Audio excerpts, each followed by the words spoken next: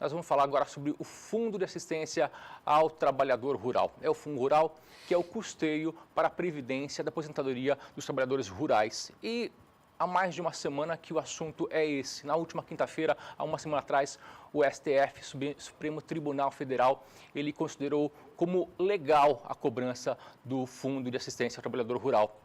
E quem deixou de pagar de 2011 até 2017 vai ter que pagar.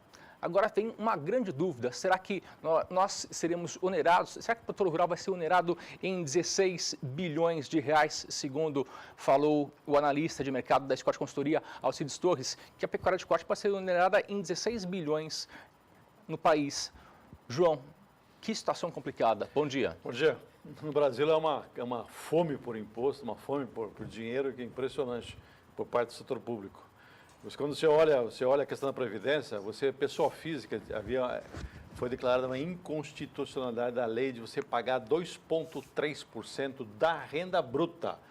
Um pecuarista que engorda 1.000 bois, vamos colocar 18 arrobas, 130, 2.340 cada boi, 2.340.000, ele vai pagar mais de 50 mil reais desses 1.000 bois que ele engordar só de fundo rural, se aplicar a alíquota de 2,3%. Isso dá um caminhão de boi para o governo, para a Previdência. Então, o que acontece é o seguinte, você tem no Brasil hoje uma má aplicação de recursos. Se você pegar o orçamento da União, 1.330 bilhões de reais, 561 bilhões vão para a Previdência. Desses 561 bilhões, arrecadaram-se 400 bilhões. O rombo é de 160 bilhões de reais. Mas a grande questão no Brasil, que o pessoal fala em previdência, mas não põe o dedo na ferida. Você tem setores que são altamente beneficiados para a previdência. Judiciário, se aposenta com 30 e tantos mil reais por mês. O juiz, promotor, Tribunal de Contas do Estado, senadores, deputados se aposentam, todo mundo se aposenta. Ou seja, a vaca não tem leite, não tem teta para tanta gente mamar. O que acontece? Falta dinheiro. Se você pegar hoje o déficit da Previdência, metade é pelo setor privado, que são 28 milhões de aposentados, 28 milhões do setor privado, e 3 milhões e meio da área pública, que são os outros, leva os outros 50%. Então, o problema é que tem que ver a distribuição justa desse recurso. Esse que é o grande problema. João, produtores rurais do Rio Grande do Sul, Paraná, Pará e outros estados estão se manifestando contra a decisão do STF e também contra a posição da CNA. A CNA disse que vai procurar o presidente Michel Temer para renegociar as dívidas do passado entre 2011 e 2017. Será que é isso que o produtor rural quer? Será que o produtor rural quer pagar esse valor retroativo? Ele não pode pagar, ele não tem como pagar. Pesa muito, porque é 2,3% da renda dele. Ele faturou 100 mil, vai pagar R$ 2.300 de fundo rural. Então, pesa muito. O setor está passando uma dificuldade nesse momento. Olha o mercado de soja, está travado, que é o principal produto agrícola do Brasil, está travado. E você tem milhares de produtores de soja, pessoa física, que seriam obrigados a pagar esses 2,3%. Já está difícil nessa situação, vai ficar um pouco mais difícil ainda. E se for pagar retroativo há 5 anos atrás, de 5 anos atrás para frente, você vai deixar o pessoal numa situação extremamente complicada. Porque o problema do Brasil, Antônio, é que os custos estão subindo muito mais do que a receita. Você tem cada vez mais custo, mais obrigações, tantos problemas que afetam o setor que acabam impactando de forma extremamente negativa na hora da formação da renda final do produtor. João, a CNA se pronunciou com relação a essa decisão do STF, nós temos uma reportagem, vamos acompanhar.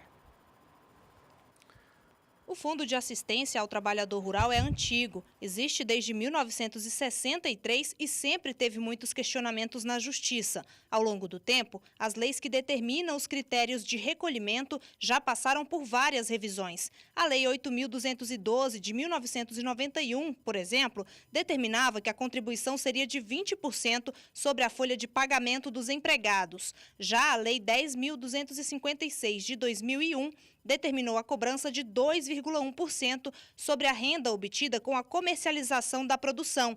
E foi essa a definição usada no caso considerado constitucional pelo Supremo Tribunal Federal na semana passada. A decisão foi duramente criticada pelas entidades que representam o setor produtivo. com exceção da Confederação da Agricultura e Pecuária do Brasil. A CNA justifica que a atual forma de cobrança do fundo, considerada constitucional pelo STF, é a mais vantajosa para 80% dos produtores, porque se a base de cálculo usada no recolhimento fosse a folha de salário dos funcionários, o custo seria maior, principalmente para cadeias produtivas que empregam muitos trabalhadores, como é o caso da cafeicultura e da fruticultura. Parece difusa a ideia de que, sendo declarada inconstitucional a Lei 10.256, não haveria mais a cobrança para a Previdência. Isso é um erro, exatamente porque, declarada a inconstitucionalidade de uma lei, volta a vigorar a lei anterior, que foi por ela revogada. Então, declarada a inconstitucionalidade da contribuição do Fundo Rural sobre a receita bruta decorrente da comercialização, haveria o retorno do pagamento sobre a folha de salário. E isso, numa série de estudos feitos pela CNA, se concluiu que seria prejudicial para aproximadamente 80% dos produtores rurais brasileiros que têm uma renda reduzida e que empregam muito, como cadeias como café, fruta, enfim, vários setores da produção. A decisão da semana passada, no sentido de declarar a constitucionalidade, acabou beneficiando o setor, que continuou a pagar numa modalidade que é mais benéfica para 80% dos produtores rurais. No Congresso, a bancada ruralista tem pressa ao articular um projeto de lei para dar ao produtor rural o direito de escolher a forma de contribuição. Como é que esse agricultor, neste momento, pode receber um golpe tão duro depois de uma carne fraca, depois de um aumento de tributação do setor?